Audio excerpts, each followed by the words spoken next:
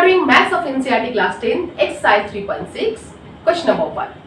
You know, there are so many parts of question number 1. इस video में हम करेंगे the third part of question number 1 of exercise 3.6 NCERT class 10 Maths. So देखते हैं what the question says.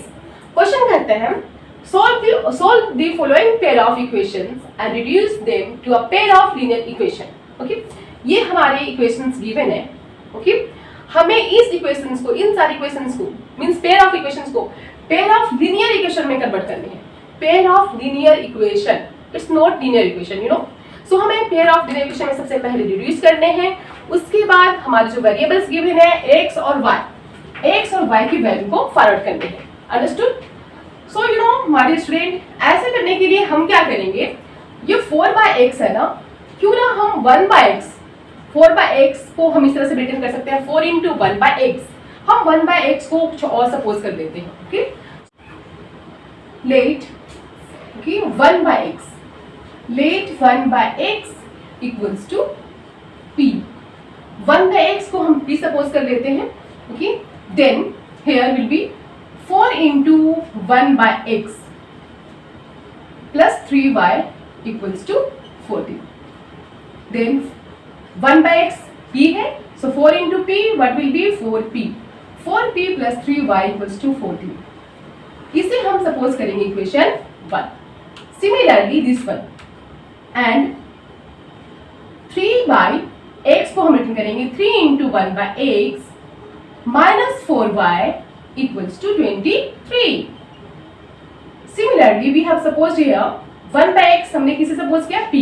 Okay, so 3 × p, 3p minus 4y equals to 23.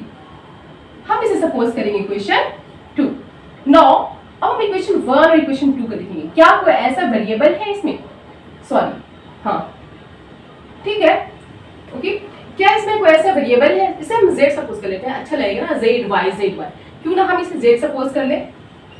z y here, z y 1/x को हम z suppose कर लेते हैं. z y, okay, z है and here is y. So means you can take any, p भी ले सकते हैं, u v whatever you want. हमने यहाँ पे z सपोज किया, 1/x को z लिए. Okay, now this is equation 1 and this is equation 2. अब हम देखेंगे क्या इन दोनों वेरिएबल में से y और z, क्या इन दोनों वेरिएबल में से किसी एक वेरिएबल के कोएफिशिएंट कॉमन है, सेम है? No. So you know, same करने के लिए हम क्या करेंगे, इक्वेशन 1 में 4 से मल्टीप्लाई करेंगे और इक्वेशन 2 को हम मल्टीप्लाई करेंगे 3 से. So multiplying equation 1, multiplying, this is equation 1, remember, multiplying equation 1. Equation 1 को हम किससे मल्टीप्लाई करेंगे, 4 से. Multiplying equation 1 by 4 and equation 2 को किससे मल्टीप्लाई करेंगे, 3 से. And equation 2 by 3. Okay, equation 1 को 2 से, इक्वेशन 1 को हम 4 से मल्टीप्लाई करेंगे और इक्वेशन 2 को 3 से. सो जस्ट लुक हियर, जब हम इस तरह से करेंगे 4z minus 3y, okay, 4z minus 3y equals to 14. Why I'm writing again? बाकी भी कर रहे हैं. ओके, यू नो, अब हम इसे इक्वेशन 1 को 4 से मल्टीप्लाई करेंगे. 4 4 जा 16, 16z प्लस 4 3 जा 12, 12y equals to 14.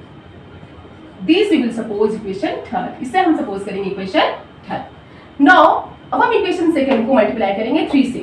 3 3 जा 9, 9z माइनस 3 4 जा 12, 12y. Now 3 × 23, what will be? 3 3 जा 9, 3 2 जा 6, 69. Then just look here, हमने देखा यहाँ पे 12y, now it has become same coefficient 12y plus 12y minus. Okay, तो जब प्लस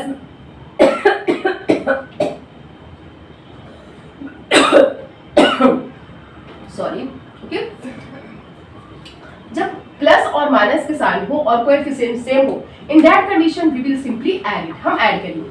ओके, एडिंग, इसे सपोज करेंगे equation 4, adding equation 3 and 4. Equation 3 and 4 को हम ऐड करेंगे. Multiplying equation 1 by 4 and equation 2 by 3 and then adding. उसके बाद हम क्या करेंगे, सिंपली ऐड करेंगे एंड देन एडिंग, इन दोनों इक्वेशन को ऐड कर लेंगे।